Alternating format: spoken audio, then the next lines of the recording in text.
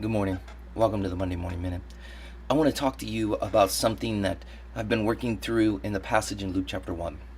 The angel of the Lord comes to Zechariah and he says this: "Do not be afraid."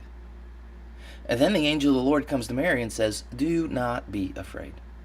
So I want to talk to you this morning in the Monday Morning Minute about something that we all experience.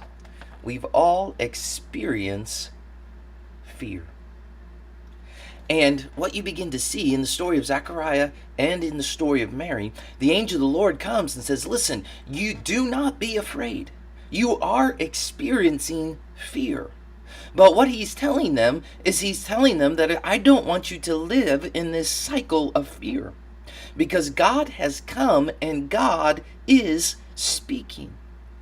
And what he's telling them is, I don't want you to live in this cycle of fear, but I want you to live in what God is speaking and trust what he is doing.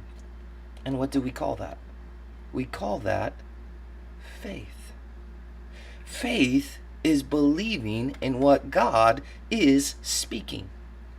And unfortunately, in the story of Zechariah, we see the doubt. We see that Zechariah is controlled by fear. But in the story of Mary, what do we see? Well, we see Mary at the beginning. Yes, she experiences fear, but Mary does not allow the fear to control her.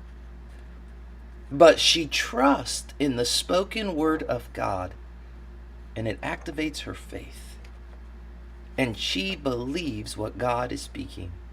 As she says at the end of our conversation, "May it be to me as you have said." Faith. Well, I don't know where you are this week, but I want to tell you, and I want to speak to you, do not be afraid. As Christians, we do not live in fear. Now, that does not mean that in our life we don't experience fear. But what it means is we are not controlled by fear. We live by faith.